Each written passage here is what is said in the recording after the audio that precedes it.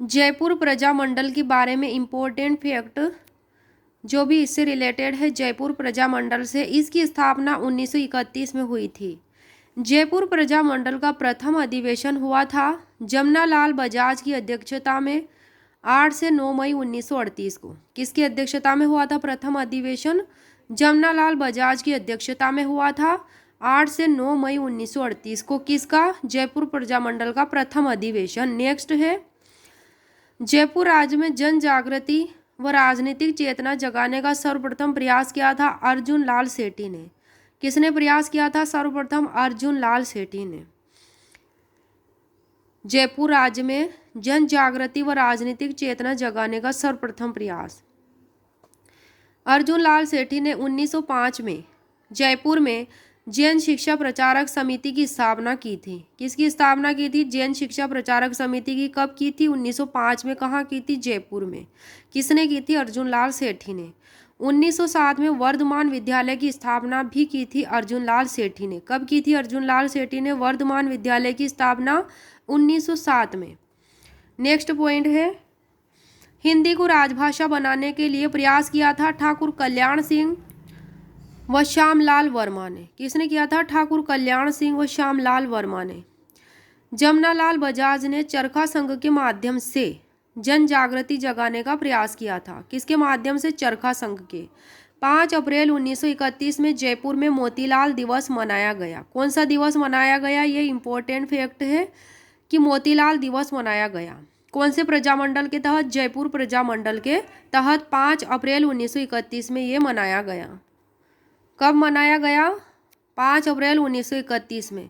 क्या मनाया गया? मोतीलाल दिवस जयपुर में मनाया गया। जयपुर प्रजामंडल। जयपुर प्रजामंडल की स्थापना 1931 में की गई थी कपूर चंद पाटनी के द्वारा। कपूर चंद पाटनी के द्वारा 1931 में। यह संस्था 5 वर्ष तक निर्जीव बनी रही थी।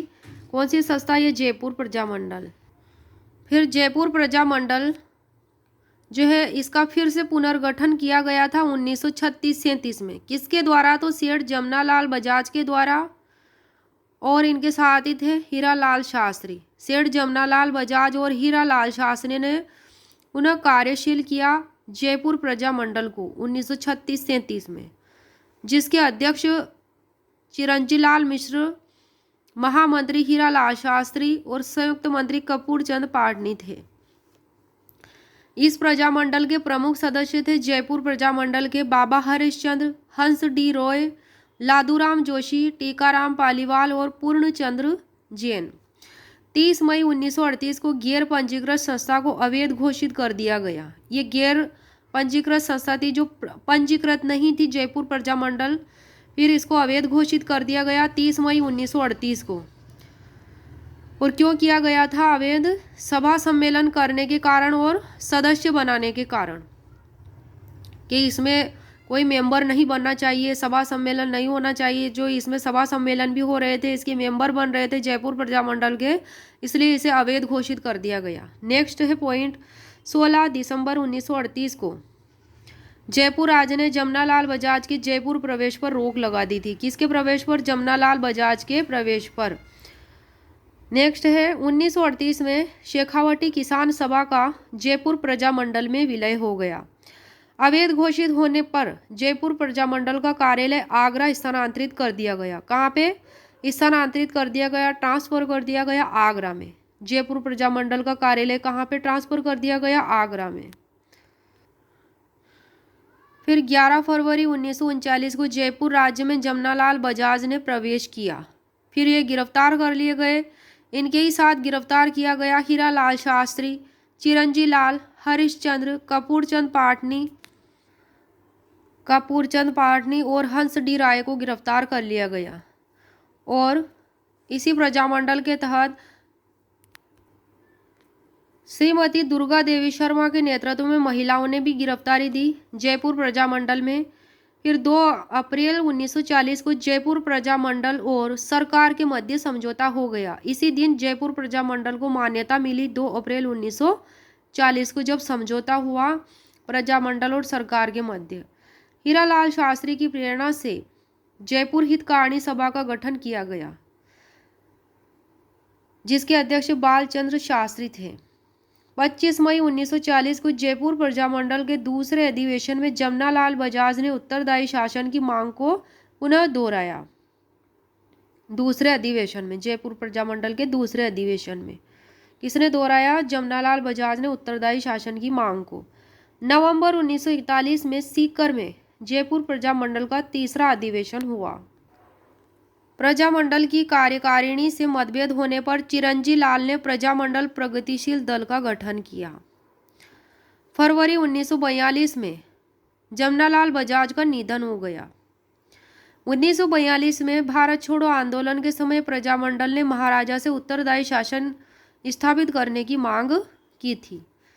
जेंटलमैन्स एग्रीमेंट, ये भी मोस्ट इम्पोर्टेंट है। जेंटलमैन्स एग्रीमेंट ये हुआ था जयपुर प्रजामंडल और जयपुर के प्रधानमंत्री सर मिर्जा इस्माइल के मध्य। जयपुर प्रजामंडल के अध्यक्ष हीरालाल शास्त्री थे और जयपुर के प्रधानमंत्री सर मिर्जा इस्माइल थे। तो इन दोनों के मध्य जेंटलमैन्स एग्रीमेंट हुआ था। फिर इस समझौते की शर्तें थी। पहली शर्त, जयपुर राज्य द्वारा युद्ध में अंग्रेजों की सहायता नहीं करना, कि अंग्रेजों की सहायता नहीं की जाएगी जयपुर राज्य द्वारा। दूसरी शर्त थी समझौते की, प्रजामंडल को शांतिपूर्ण तरीकों से युद्ध विरोधी अभियान चलाने की स्वतंत्रता देना, कि युद्ध विरोधी अभियान चलाएंगे शांतिपूर्ण तरीके से प्रजामंडल वाले। तीसरी शर्त थी, अंग्रेजी प्रांतों के किसी भी आंदोलनकारी को जयपुर में प्रवेश से नहीं रोकना, कि किसी भी आंदोलनकारी को नहीं रोका जाएगा जयपुर आने से। चौथी शर्त थी समझौते की, राज्य में उत्तरदायी शासन की स्थापना की कार्यवाही करना। पांचवी शर्त थी, प्रजामंडल महाराजा के विरुद्ध किसी प्रकार की सीधी कार्यवाही नहीं करेगा। फिर इस समझौते के बाद प्रजामंडल ने भारत छोड़ो आंदोलन को स्थगित कर दिया, पोस्टपोन कर दिया। जयपुर में आज़ाद मोर्चा की स्थापना बाबा हरिश्चंद्र के द्वारा 14-15 सितंबर 1942 को की गई थी। कब की गई थी? 1942 को, सितंबर 14-15 को। किसके द्वारा? बाबा हरिश्चंद्र के द्वारा जयपुर में। जिसके सहयोगकर्ता थे आज़ाद मोर्चा में बाबा हरिश्चंद्र के सहयोगकर्ता रामकरण जोशी, दौलतमल भंडारी और हंस डी रॉय, ये तीनों। फिर 1 जून 1944 में जानकी देवी बजाज ने जयपुर प्रजामंडल के अधिवेशन की अध्यक्षता की थी। कब की थी? जानकी देवी बजाज ने जयपुर प्रजामंडल के अधिवेशन की अध्यक्षता 1 जून 1944 में। 1946 में जयपुर के प्रधानमंत्री के.एम. मुंशी ने जयपुर में उत्तरदायी शासन की घोषणा की। किसने की? के.एम. मुंशी ने, जो जयपुर के प्रधानमंत्री थे। 1946 में उत्तरदायी शासन की घोषणा की जयपुर में। फिर 15 मई 1946 को देवी शंकर तिवारी, जो जयपुर प्रजामंडल के अध्यक्ष थे, और बाद में दौलतमल भंडारी को जयपुर महाराजा ने मंत्रिमंडल में शामिल किया।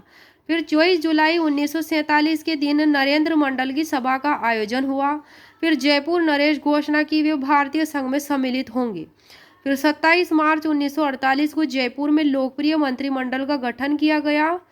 फिर हीरालाल शास्त्री को मुख्यमंत्री, देवी शंकर तिवारी, दौलतमल भंडारी और टीकाराम पालीवाल मंत्री बनाए गए। तो ये थी जयपुर प्रजामंडल से रिलेटेड बातें।